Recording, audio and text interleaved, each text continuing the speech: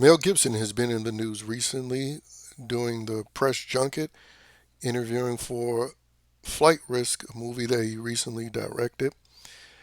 And he's also one of the victims of the fires burning homes due to the negligence in California.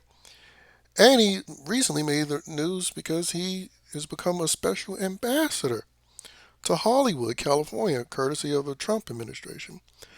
But as we know, in the past few years, he's pretty much been blacklisted from Hollywood, and he pretty much explained that a couple of months ago at a convention in Utah where he revealed to the crowd that the Lethal Weapon 5 script was ready, but it just couldn't get made. And obviously, that's because he's still pretty much blacklisted. Now, remember, Warner Bros. Owns Lethal Weapons. They own the Lethal Weapon movies. And they also own the DCU, which James Gunn is co head of. But guess who gets a cinematic universe, and guess who has to struggle to get the fifth movie to Lethal Weapon made? Obviously, Mel Gibson. And the reason why it's relevant in this particular instance, I highlight this, is because look who they blacklist and look who they don't blacklist. The man who was intoxicated says some things that people could be offended by. He gets blacklisted, and obviously because of his politics as well. But James Gunn, who expresses his sex fantasies towards children in thousands of tweets, he gets his own cinematic universe. And to me, this is just another prime example of why Hollywood as an industry needs to die. Because they rather silence men who exhibit any sort of testosterone or patriarchal energy if they say something wrong while they're drunk, but they will elevate men, effeminate men, who have sexual fantasies towards kids. And not only does James Gunn not have an issue getting the movie made due to him having access to his own cinematic universe, but he gets to engage in nepotism, where he employs his brother and his wife in these said films. I recently came across this tweet that he was talking about some Creature Commandos series that he has out. And we already heard noise about the Superman movie that he has coming out. Now, he did get put in a temporary timeout when he got fired from Disney, when, again, those sexual predator tweets were exposed. But once they realized, oh, this could be seen as a victory for conservatives, they immediately uncanceled him, and he got a promotion. He went from just being a director for a couple of MCU movies to being a co-executive for the DC studios, where he heads this cinematic universe. Because he's pretty much the face of it. There's another guy that he works with, but James Gunn's name is splattered all across these DCU projects. But again, it's very telling who they elevate and who they crap on. Now, when it comes to sexual exploitation of kids, well, Mel Gibson talks about the fact that it's happening and exposing it. I mean, you can even see earlier interviews before the Passion of the Christ controversy where he was speaking on certain things. And we know he was involved with the Sound of Freedom movie. But again, those are the type of people they want to silence.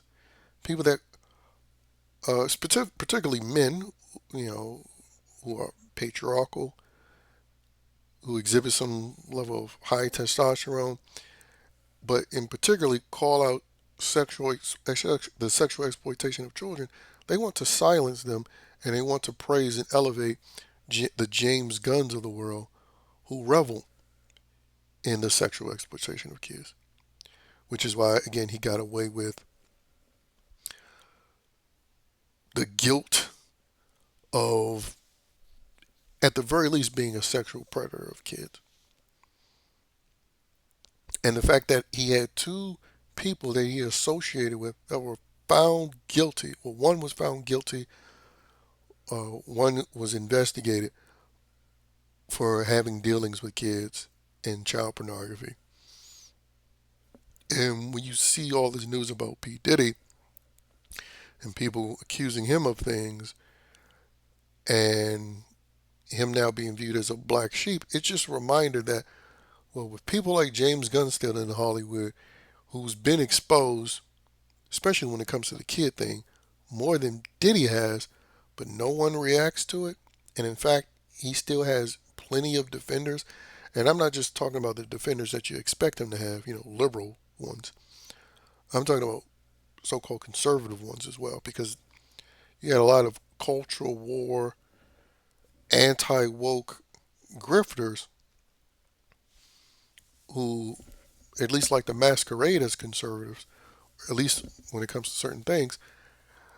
They were heavily defending this trash bag because, claiming that they were against cancel culture, as opposed to being more concerned with, did he act on any of these sexual fantasies that he had towards kids? Because again, these are tweets that he made well into his 40s while working in the industry that is pretty much synonymous with sexual exploitation of kids, since the days of Shirley Temple.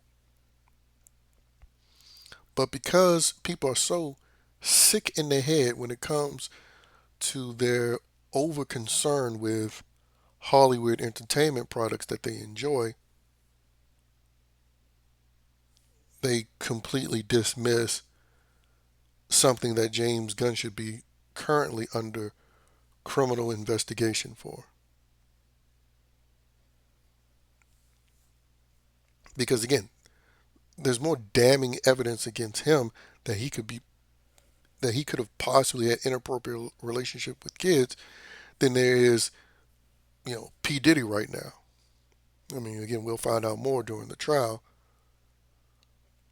And again, I just thought that was something to highlight, especially when I came across this story recently. Even though it was a story from a couple of months ago, I think it's really relevant, especially with again Mel Gibson being in the news recently.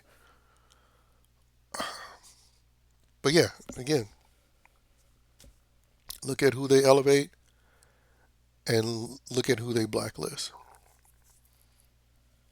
It speaks volumes, and hopefully with this upcoming administration, the Trump administration,